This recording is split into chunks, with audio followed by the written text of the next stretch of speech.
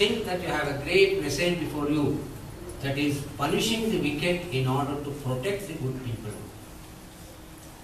So that is how he stimulates, he encourages Arjuna, and finally says, after all, who are you to kill all these people?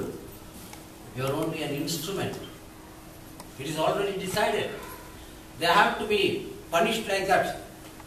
The wicked people have to be punished like that, and you just become an instrument, that's all. Then by telling many things and exhibiting his Vishwarupa, and he was able to encourage Arjuna to get ready for fighting against the evildoers.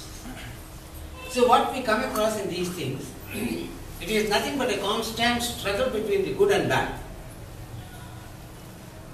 And in the struggle of this good and bad, ultimately the good triumph over the other. Probably every one of us, we are aware of that message, Satyameva Jayate. So that is the ultimate thing.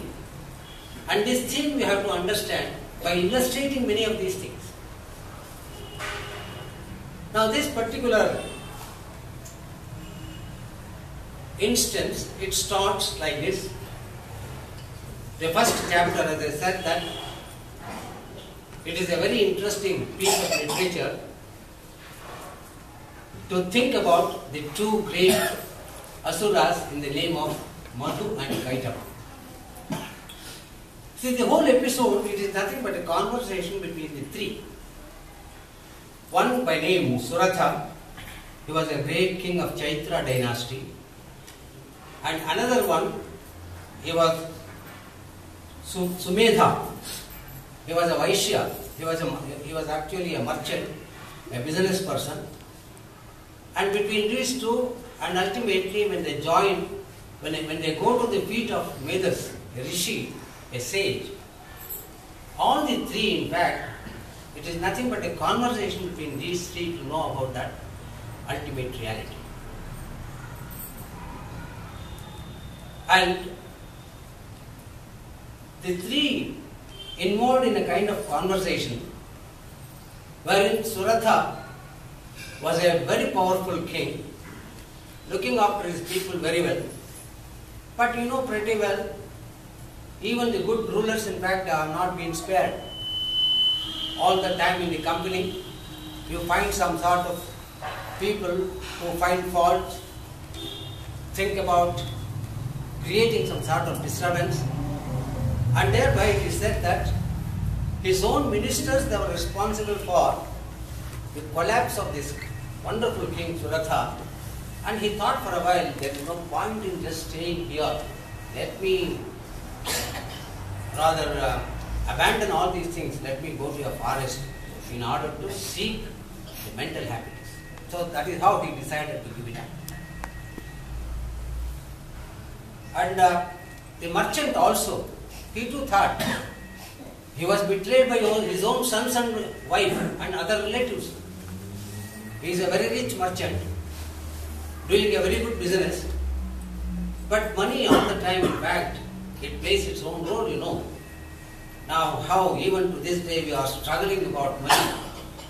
Everyone is after money which is placed outside, which is placed inside, how to bring it back. So that means to say, money, it has its own role.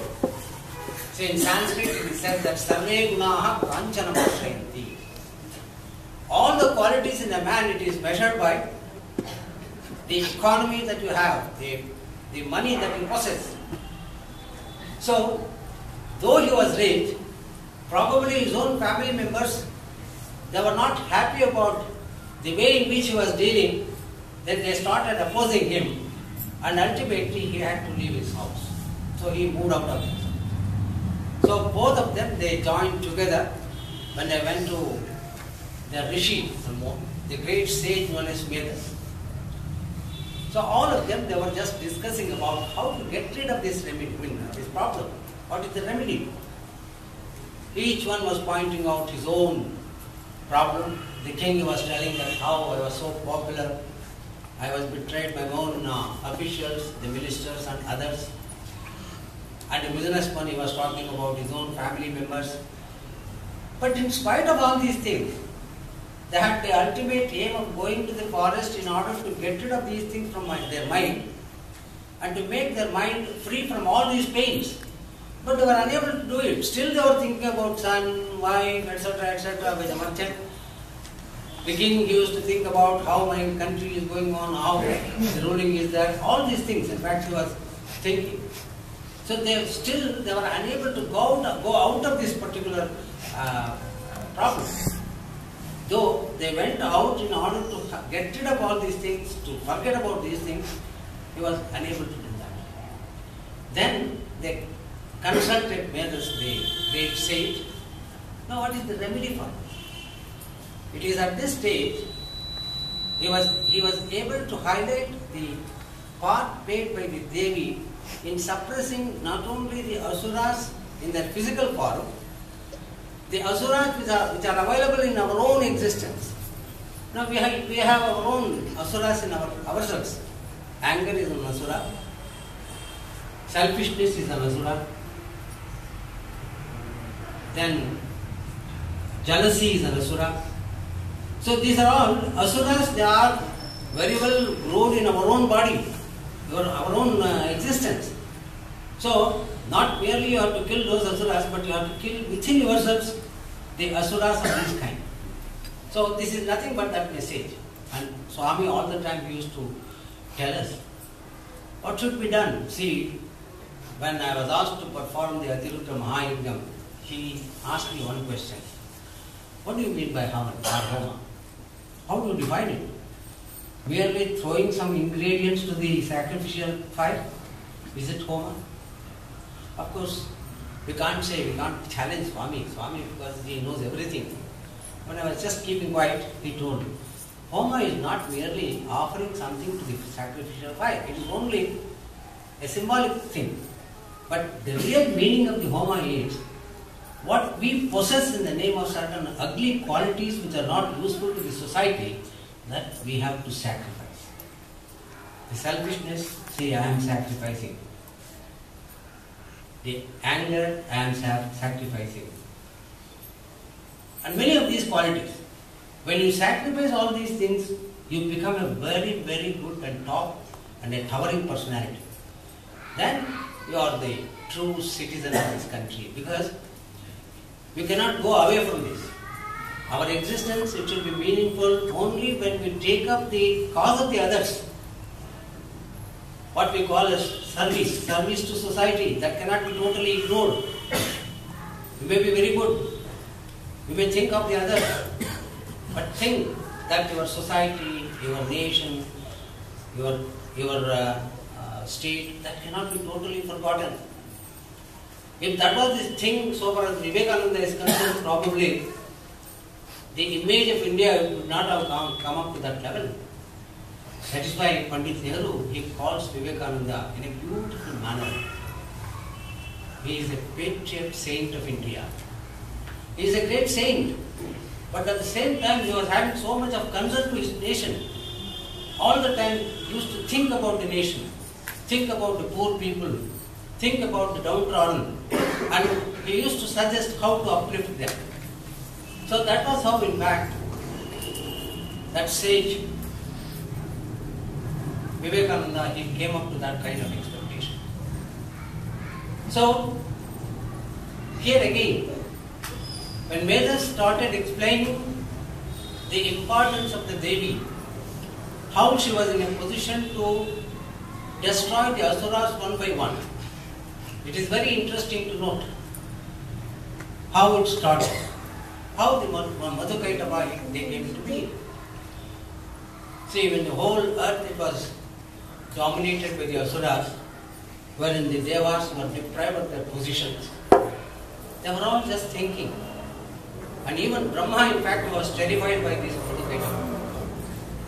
Brahma, it is said that when Lord Vishnu was sleeping on Ananta, he is also known as Ananta Shayana, and that serpent, he was sleeping along with Mahalakshmi, and you know how Brahma also came into being from his body. And this was observed by Madhukaitava, and they wanted to chase him. They wanted to see that Brahma to be destroyed. So it was at that stage, Mahavishnu is sleeping. No one is there to take their words. With all these things, there was a lot of confusion. They were having the aggressive attitude. And Brahma, he started praying Lord Vishnu. And through Vishnu, he also invoked or he offered his prayers to Mahamaya. So it was at this stage, Shiva, Vishnu and Brahma, when they were thinking how to get rid of this problem, all of a sudden there appeared a brilliant light. And that powerful light through which the form of the Devi came to be. And the moment when they saw that the Devi form, all the Devas, in fact, they were able to push their energy to that. And ultimately it is said that a powerful Mahamaya came into being in order to tackle all these asuras. After all, who are these Madhukaitava? Madhukaitava, in fact, they were born with that dirt in the ear of Mahavishnu. So they were so powerful, they became so powerful, and now they had a greatest opportunity to oppose the Devas. Brahma was their main target, and Brahma, when he prayed the others, Vishnu and Shiva, see this form came into being. Ultimately they made a very interesting thing. See, he fought like anything. It is said that in these scriptures, more than 5,000 years, Madhukaitava fought against Mahavishnu in the form of the Devi for 5,000 years, and Mahavishnu was so happy. You know, these two guys, they fought against me for 5,000 years. What do you want? Because I have recognized your valor, your strength. What do you expect from me? Then they said that the earth, the clear earth, it should not be dominated by the water. We have to die only there. Because they were having the idea that the whole earth, in fact, it is dominated by water. Without that, in fact, they wanted to. When that was the boon that was extraordinarily given to them, they thought that, see, we will not be killed. But ultimately what Mahamaya did was, she asked them to sit on that lap, on her lap. There, they were able to be destroyed. So this is how Madhukaitava, in fact, they were killed. So this is the gist that you find in the first chapter of this Devi Mahatmya. The second chapter, wherein you come to know about the significance of Mahalakshmi. Mahakali's avatara is over, where she was instrumental in destroying the two demons, Madhukaitava. Now there appeared a wonderful and a very strong person in the name of Asura, in the name of Mahishasura. The second and third chapters deals with the Mahishasura's army and Mahishasura himself. In the second chapter we come to know about the army of Mahishasura, which is so strong enough. Mahisha himself is strong. So when the army of Mahishasura was able to dominate the Devas, Indra, Agni, Yama, Varuna, all these people, in fact, they lost their possession, their belongings. They became the slaves of the Asuras. But that was the situation. Mahamaya, in fact, she thought that it is necessary to protect them. And Mahishasura is a very, very powerful demon. Then she was able to get the support of everyone, including the 7 Matrukas, Sapta Matrukas. The 7 mothers of the earth, they were able to push all their energy into Mahamaya. And thereby she became all powerful. Brahmi, Maheshwari, Kaumari, Varahi, Vaishnavi. All these people, they were put together, their energies were put together, and she became all powerful. And so many Asuras and their leaders were destroyed. And ultimately Mahishasura himself, he came to fight against the Devi. And Mahishasura, in fact, he was so powerful, as I said, that he sent so many leaders. All of them, they were brutally murdered by the Devi. And now he thought that there is no other go. I have to go and challenge him. See, he himself came over there, Mahisha in the form of buffalo. And he had the greatest energy of converting himself into so many other forms. First, he appeared like a buffalo, then he appeared like a man, then he became a lion, then he became an elephant, and again, once again, buffalo form. All these forms, in fact, they were taken by Mahishasura, but all these forms were very efficiently tackled by the Mother Goddess.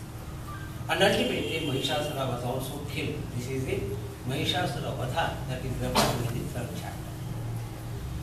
The 4th chapter of the 2nd section, that is the Devi Stuti, what they call. So after killing these terrible demons or the asuras, now they started praying her.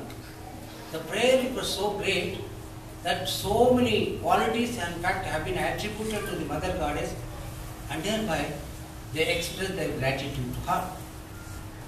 So that is how, in fact, every Deva, in his own capacity, bowed before the Mahamaya and thereby express their gratitude. In the 5th chapter, we come across again the problem that was created by Shumbha Nishubha. They are the other 2 devils. So they appeared, Shumbha and Nishubha. Now once again the Devas went to her. They started praying her.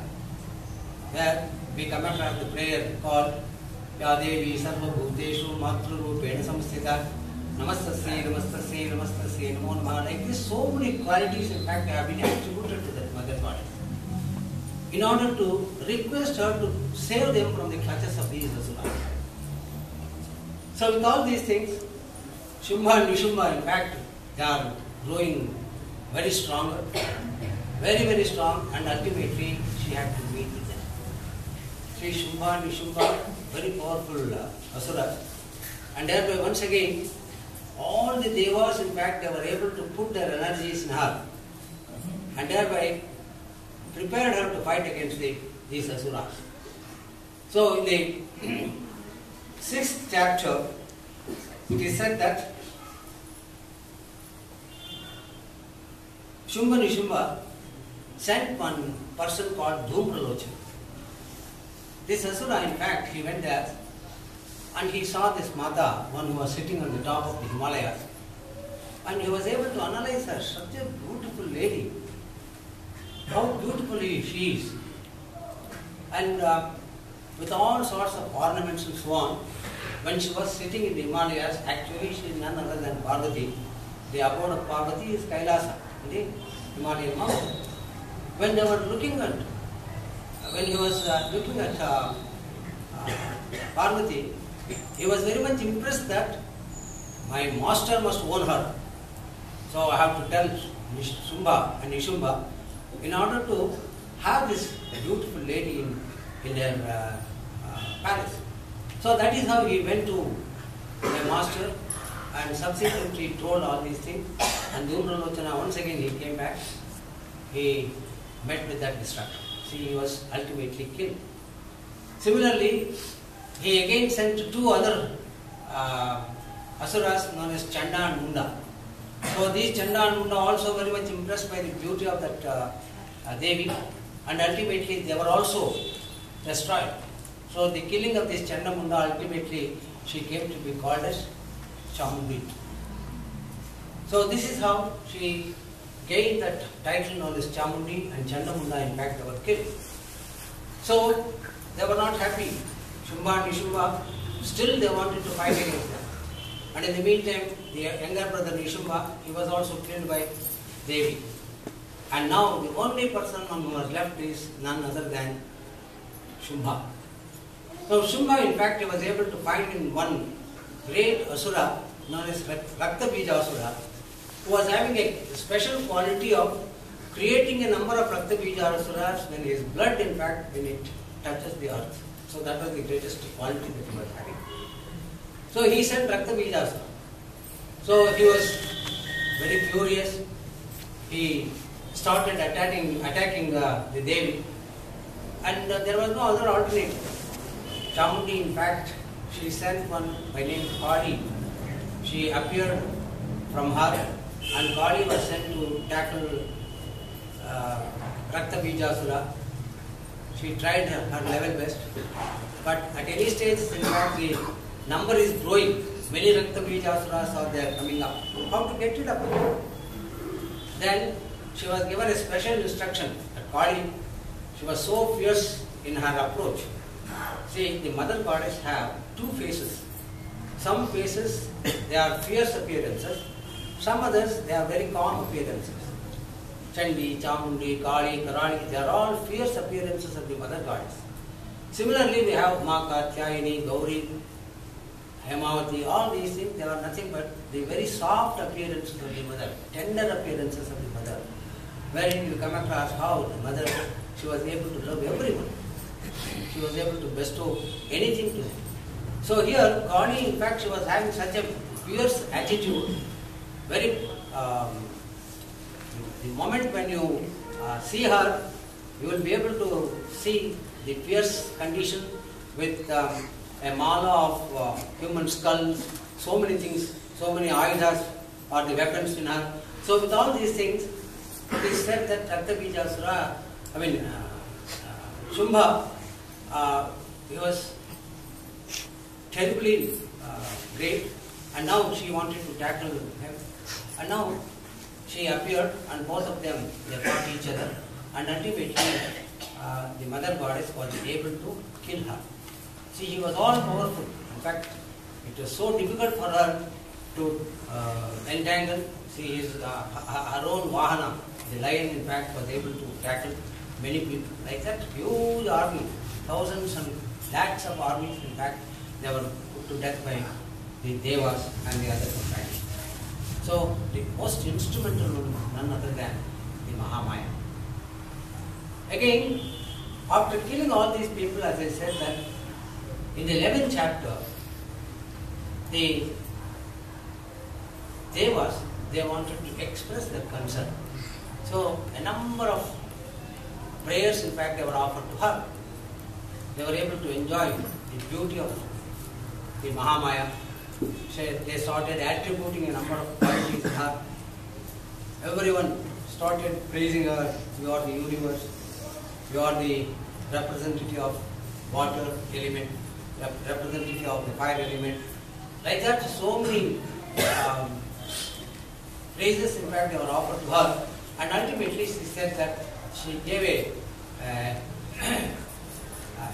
kind of boon, you may consider, that whenever you are in crisis, with devotion, if you request me, definitely I am going to come to your rescue. So that was how she gave the Abhaya Hasta. Abhaya, that is a sort of rather recognition to the devotion to these people. So that is how, in fact, the 11th chapter, it is so fine, and many of you know the various shlokas where the Mahamaya is described in different forms, and ultimately offering namaste to her. That is how I already referred that Sarva Mangala Mangalye, Shive Sarvartha Sadhake, Saranye Tyambake Devi, Narayani, Samostate. She has been attributed as Narayani, and for her, salutations, in fact, that has been offered. The 12th chapter, in fact, it is nothing but recognition to the deep devotion that was offered by the Devas to the Devi. And this is known as Phalashruti, what they call.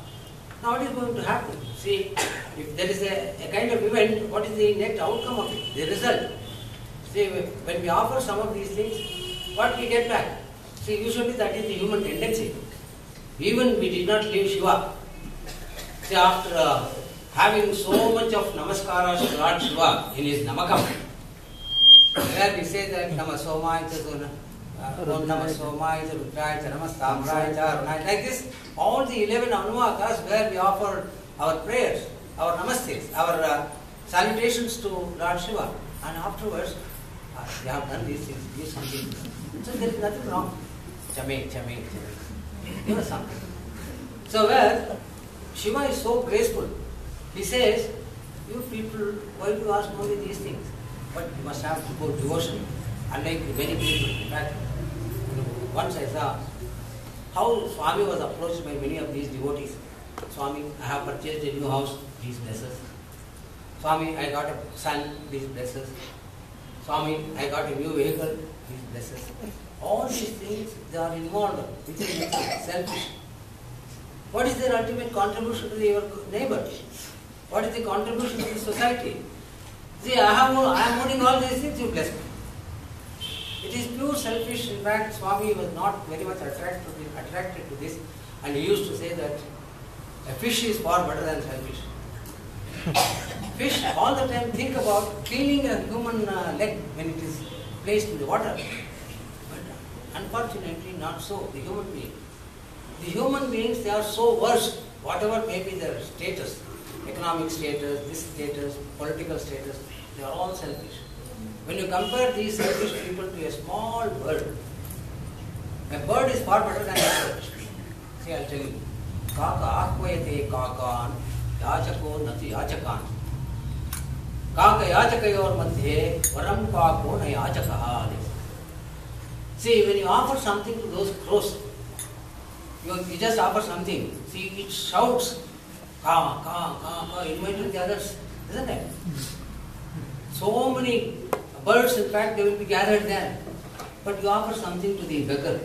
He sees this and that, this side and this side, he grabs everything. He never wants, he doesn't want to share with anyone. He wants everything to you. So, kaka yachaka or madhye, if you compare these two, varam kako na yachakaha, he says. That crow or that bird is far better than these beggars, the human being. So that is the thing. All the time we think about the selfish thing. We want this, we want that. Everything it should be for me only. So that is how, in fact, a number of accounts have been opened and we have saved so much of money for ourselves. Now, what is the thing that you have done to your neighbor? Swami says, love your neighbor. Love her. How to love? I think that our mind doesn't accept. See, it is so simple. The message is so simple. But when you put it to practice, I think that there are so many curtains. It comes in the way. When we say love your enemy, love all, serve all. See, very, very simple. But are we really doing this? Are we ready to accept these things in reality? See, we have our own limitations. So we have to give up all these selfish qualities to make our existence more meaningful, more responsible, and thereby we have to take care of it. See, that is how the Phalashruti.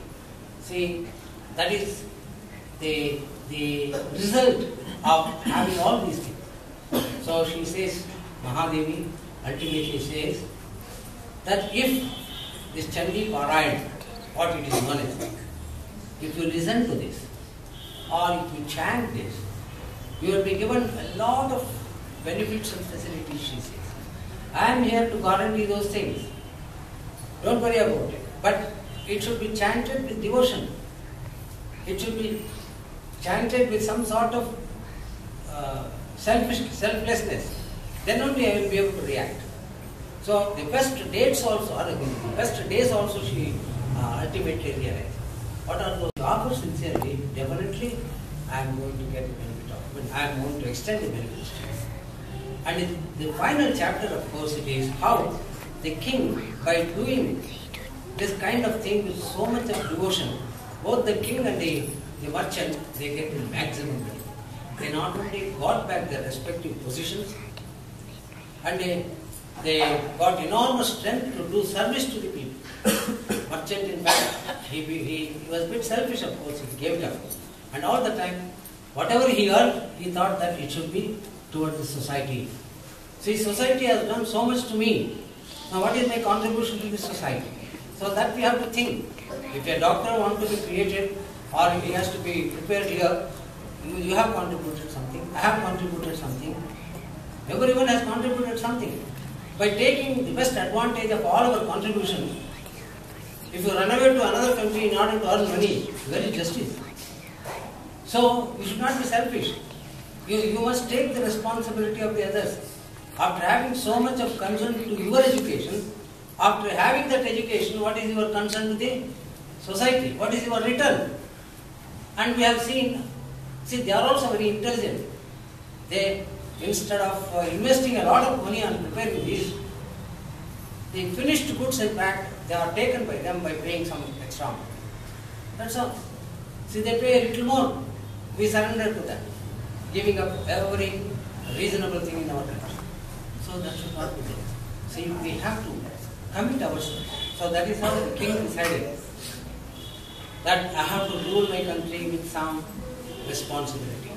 All the people must be very happy. So this is how, in fact, he came back, got back all his possessions, status, economic consultations and so on, and thereby he became very happy. Similarly, the businessman also, he got back everything, and ultimately they got the blessings of Vedas, the so-called sage or the rishi, and all the three, in fact, finally they expressed their concern and gratitude to the Mahamaya. See here, she was responsible for earning a number of names. In fact, Ramara, say one of the Asuras, he was giving so much of problem, and she appeared like the Brahmaras, that is what we call the fly. And she created a lot of problem to them and defeated them, and thereby she came to be called as Brahmaramba. So such instances are very many. In fact, if we go deeper into that, I think that we will be able to enjoy how at every stage she was there to work for the society. After all, it may be the society of the Devas, it may be the society of the Manavas, etc. So her concern was to see that in my supervision, everyone should be happy. So these are the 13 chapters where you will be able to really enjoy the moment when you come to know about the real meaning of this. See, I often say why Hinduism is almost defeated. It is because no one is there to explain these things. See, we chant mantras. If you ask what is the meaning of that mantra, the chanter himself may not know it. He chants very well. Now what is the meaning? So if you don't communicate the meaning, our exercise will be a futile exercise.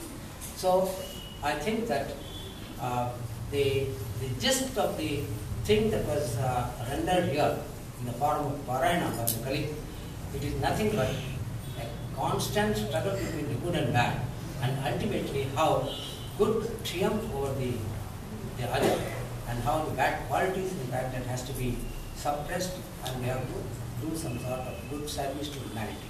So humanity and its service, as Swami says, the Grama Seva. Grama Seva, it is not merely, once he said that merely distributing a pair of clothes and a pair of food packets. That is not the Grama Seva.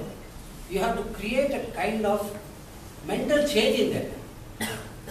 You must make them to fight against these odds, and you have to stand on your own legs to lead your dignified. So that is more important in this service. So Swami's message, in every field, in fact, it is there to create a kind of sensation.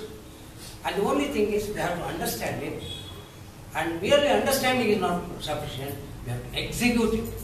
If you understand 100 things, execute 2 things, I think that it becomes a great achievement. So merely Swami said like this, Swami said like that, telling all these things is of no use. Now what I have learned from Swami, how far I have executed these things, that we have to analyze. Gentlemen, thank you very much for giving me an opportunity.